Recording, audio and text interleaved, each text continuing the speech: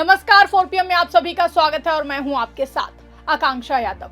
दोस्तों, आखिरकार छात्रों के विरोध के आगे एक बार फिर से सरकार और उससे जुड़े संस्थानों को बैकफुट पर आना पड़ा है और जिस फैसले ने देश भर में छात्रों और युवाओं के बीच में सवाल खड़े कर दिए थे, उसे आधी रात तक सफाई देकर वापस लेना पड़ा। और तो और जब मामला सुप्रीम कोर्ट तक पहुंचा तो फिर चीफ जस्टिस सूर्यकांत की सख्त टिप्पणी के बाद तो पूरे विवाद की तस्वीर ही बदल गई है। एक एक करके सभी चीजें आपको बताएंगे, लेकिन सबसे पहले एक खबर देखिए। मनन कुमार मिश्रा ने नालसार यूनिवर्सिटी दीक्षांत समारोह विवाद पर दी सफाई, बोले छात्र हित सर्वोपरि, किसी का रजिस्ट्रेशन नहीं रुकेगा। इस बड़ी पलटी के बाद सवाल उठा है कि आखिर भारतीय जनता पार्टी के सांसद और बड़े नेता पीएम मोदी की सरकार को मुश्किलों में डालने में इतनी जल्दबाजी क्यों दिखा रहे हैं। जिस आक्रोश और छात्र आंदोलन के गुस्से से उठते सवालों से बचने के लिए पीएम मोदी और केंद्रीय गृह मंत्री अमित शाह पूरे मॉनसून सत्र में सदन से दूरी बनाते हुए देखे गए। आखिरी दिन आए भी तो सदन की कार्रवाई कुछ ही मिनटों में स्थगित कर दी गई और सदन ठप हो गई। तो आखिर क्यों बार बार बीजेपी के अपने ही सांसद उस आग में घी डालने का काम कर रहे हैं। ऐसा लगता है कि सत्ताधारी दल के नेताओं ने ये ठान लिया है कि जब तक वो सरकार की बची कुची इमेज को पूरी तरीके से मिट्टी में नहीं मिला देंगे, तब तक चैन की सांस नहीं लेंगे। देश में चल रहे राजनीतिक घमासान और युवाओं के गुस्से के बीच देर रात एक ऐसा हाई वोल्टेज ड्रामा देखने को मिला जिसने केंद्र सरकार और पूरी भारतीय जनता पार्टी को एक बार फिर से भयंकर तरीके से बैकफुट पर लाकर खड़ा कर दिया है। इस पूरे ड्रामे के सूत्रधार रहे बीजेपी के राज्यसभा सांसद और बार काउंसिल ऑफ इंडिया के चेयरमैन मनन कुमार मिश्रा। तो कहानी सिर्फ नालसार के छात्रों और डिग्री विवाद की नहीं है, बल्कि कहानी उस सिस्टम की है जहां एक तरफ छात्रों के खिलाफ सख्त कार्रवाई की बात सामने आती है तो दूसरी तरफ वही फैसला कुछ ही घंटों में बदल जाता है। ऊपर से सुप्रीम कोर्ट में सीजेआई सूर्यकांत की टिप्पणी ने बार काउंसिल ऑफ इंडिया की भूमिका पर ही सवाल खड़े कर दिए हैं। यानी जिस मामले में पहले दबाव और कार्रवाई की बात हो रही थी, उसी मामले में अब सफाई देने की नौबत आ गई है। मामला है हैदराबाद की प्रतिष्ठित national academy of legal studies and research यानी कि नालसार का। यहाँ 2026 बैच के छात्रों का दीक्षांत समारोह था। इस कार्यक्रम में चीफ जस्टिस सूर्यकांत को छात्रों को डिग्री देने के लिए आमंत्रित किया गया था, लेकिन कुछ छात्रों ने सीजेआई सूर्यकांत से डिग्री लेने पर आपत्ति जताई। छात्रों ने सीजेआई सूर्यकांत की कुछ टिप्पणियों को लेकर सवाल उठाए थे। उनका आरोप था कि युवाओं और छात्रों से जुड़े विवाद के दौरान जिस तरीके की सीजेआई सूर्यकांत की टिप्पणियां सामने आई, उसके बाद वो उनके हाथों से डिग्री नहीं लेना चाहते हैं। मतलब छात्रों ने अपनी नाराजगी जाहिर की। उन्होंने कहा कि वो सीजेआई के हाथों डिग्री नहीं लेंगे, लेकिन मामला यहीं पर खत्म नहीं हुआ। इसके बाद बार काउंसिल ऑफ इंडिया की तरफ से दावा किया गया कि जिन छात्रों ने डिग्री लेने से इनकार किया है, उनके खिलाफ कार्रवाई की जा सकती है और वो तत्काल प्रभाव से देश के किसी भी राज्य में अधिवक्ता के तौर पर नामांकन नहीं करा पाएंगे।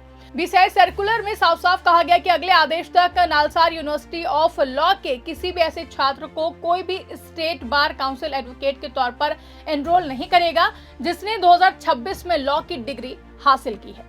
यानी एक तरफ छात्र अपनी असहमति जता रहे थे तो दूसरी तरफ उनके पूरे भविष्य पर सवाल खड़ा होता हुआ दिखाई दिया। सोचिए, जिस छात्र ने सालों की मेहनत के बाद देश के प्रतिष्ठित लॉ यूनिवर्सिटी से पढ़ाई पूरी की, उसके सामने अचानक सवाल खड़ा हो जाए कि वो आगे वकालत कर भी पाएगा या फिर नहीं। जाहिर है इस फैसले ने सिर्फ नालसार तक सीमित विवाद को राष्ट्रीय बहस में बदल दिया। सोशल मीडिया पर इस फैसले को लेकर के सवाल उठने लगे। छात्र संगठनों, वकीलों और एक्टिविस्ट की तरफ से पूछा जाने लगा कि आखिर छात्रों की असहमति को इस स्तर की कार्रवाई से क्यों जोड़ा गया। क्या किसी छात्र का किसी संवैधानिक पद पर बैठे व्यक्ति से असहमति जताना उसके करियर पर कार्रवाई का आधार बन सकता है। इसी बीच मामला और भी ज्यादा गर्म हुआ और बार काउंसिल ऑफ इंडिया के चेयरमैन और बीजेपी के राज्यसभा सांसद मनन कुमार मिश्रा की भूमिका पर भी सवाल उठने लगे। आरोप लगाया गया कि छात्रों के खिलाफ आया फैसला जरूरत से ज्यादा कठोर था। सोशल मीडिया पर सवाल बढ़ते गए और देखते ही देखते पूरा मामला राजनीतिक और कानूनी बहस का हिस्सा बन गया। फिर आया वो मोड़ जिसने पूरी कहानी को ही पलट दिया। आधी रात के वक्त बार काउंसिल ऑफ इंडिया की तरफ से अपने फैसले को लेकर सफाई सामने आई।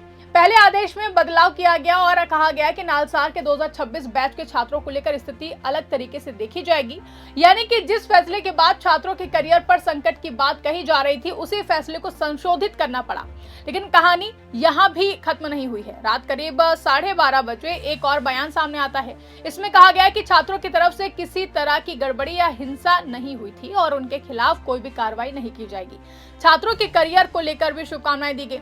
अब सवाल उठता है कि अगर फैसला सही था तो कुछ घंटों के अंदर उसे बदलने की आखिर जरूरत क्यों पड़ी? और अगर छात्रों की कोई गलती नहीं थी तो शुरुआत में इतनी सख्त कार्रवाई की बात आखिर आई कहां से? यही वो सवाल है जिसने इस पूरे विवाद को सरकार और बीजेपी के लिए भी असहज बना दिया है, क्योंकि इस पूरे मामले में एक और राजनीतिक एंगल जुड़ गया।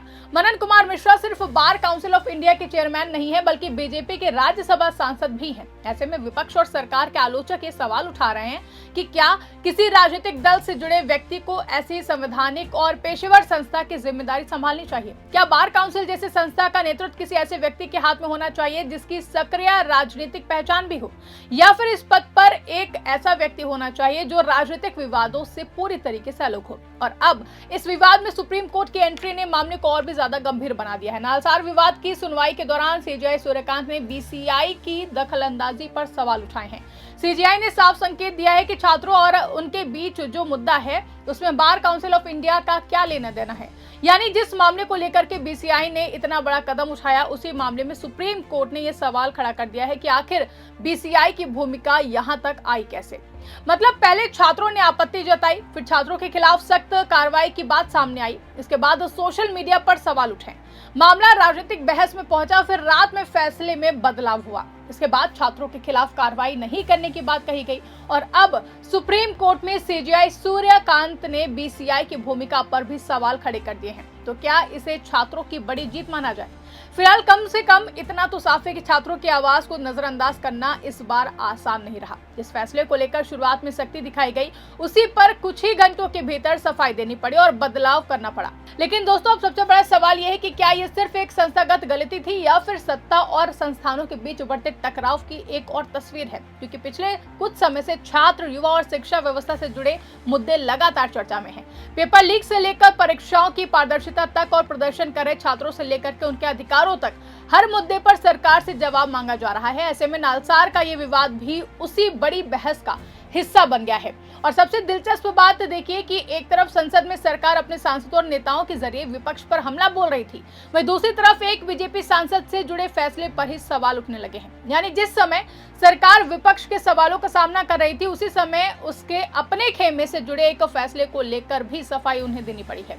इसलिए सवाल सिर्फ मनन कुमार मिश्रा के फैसले का नहीं है, बल्कि सवाल यह है कि क्या बीजेपी के सांसद और सरकार से जुड़े लोग अब ऐसे फैसले लेने में जल्दबाजी कर रहे हैं जिनका राजनीतिक और कानूनी असर बाद में सामने आता है? क्या सरकार और उनके करीबी माने जाने वाले संस्थानों को यह समझ आ गया है कि छात्र अब पहले की तरह चुप रहने वाले नहीं हैं? और क्या यही वजह है कि नालसार विवाद में रातों रात पूरा फैसला बदलना पड़ा? क्योंकि आज एक छात्र सिर्फ डिग्री लेने वाला छात्र नहीं है, वो सवाल पूछ रहा है, वो अपने अधिकारों की बात कर रहा है, वो अदालत का दरवाजा खटखटा रहा है और जब जरूरत पड़ रही है तो वो संस्थानों से जवाब भी मांग रहा है। और अब गेंद सुप्रीम कोर्ट के पाले में है। सीजेआई सूर्यकांत की सख्त टिप्पणी के बाद ये देखना बेहद ही अहम होगा कि बार काउंसिल ऑफ इंडिया की भूमिका को लेकर के आगे क्या तस्वीर सामने आती है और छात्रों के अधिकारों को लेकर के अदालत क्या रुख अपनाती है। लेकिन एक बात तो तय है दोस्तों कि जिस मामले को शायद एक छोटे से प्रशासनिक फैसले के रूप में देखा जा रहा था, वो अब सरकार, बीजेपी सांसदों और संस्थानों की जवाबदेही पर बड़ी बहस बन चुका है। तो सवाल सीधा है कि क्या छात्रों के आगे एक बार फिर से सिस्टम को बैकफुट पर आना पड़ा है? क्या आधी रात को फैसला बदलना इसी दबाव का नतीजा था? और जब सीजेआई सूर्यकांत ने बीसीआई की भूमिका पर सवाल खड़ा कर दिया, तो क्या अब इस पूरे मामले में जवाबदेही तय होगी? आपको क्या लगता है, ये छात्रों की बड़ी जीत है या फिर सिस्टम की एक बड़ी चूक? जो भी आप सोचते कमेंट करके अपनी राय हमें जरूर बताएगा। फिलहाल के लिए इस खबर में बस इतना ही। अगर खबर पसंद आई हो तो इसको ज्यादा से ज्यादा लाइक करें, शेयर करें, चैनल को सब्सक्राइब करना ना भूलें और देखते रहिए 4PM न्यूज नेटवर्क।